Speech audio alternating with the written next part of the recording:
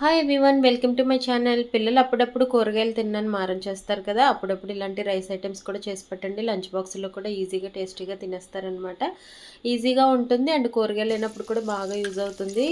ఇదైతే మనం ఫుల్గా నెయ్యి వేసుకోండి. పిల్లలకి బెల్లం, కారానికి సరిపడా కొంచెం మిరియాలు, పచ్చిమిరపకాయలు, అల్లం ముక్కలు, కొంచెం ఏంటంటే సన్నగా తరుక్కున్న ఉల్లిపాయలు వేసుకోండి.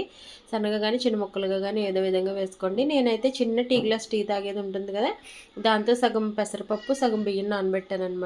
ఇదైతే ఇద్దరికి వస్తుంది. ఒక క్యారెట్ అయితే ఈ విధంగా నేను మిక్సీ పట్టేసుకున్నాను. కొంచెం పుదీనా వేసుకోండి. ఆనియన్స్ అయితే కొంచెం బాగా బ్రౌనిష్గా వచ్చేయాలి. నాకైతే కొంచెం టైం లేదు, మా అమ్మాయిని తీసుకురావాలి. తీసుకొచ్చే ముందు గబగబా చేసేస్తున్నాను అనమాట వీడియో తీస్తూ. ఈ క్యారెట్ని కూడా కొంచెం ఆయిల్లో మగ్గనివ్వండి. పుదీనా అది చాలా బాగుంటుంది. కొంచెం ఉప్పు వేసేసి నానబెట్టిన రైస్ ఫస్ట్ వాటర్ లేకుండా రైస్ వేసుకొని బాగుంటుంది. నేనైతే రెండు కలిపి వేసేసాను అనమాట. రైస్ వేసాక తర్వాత వాటర్ యాడ్ చేసుకోండి.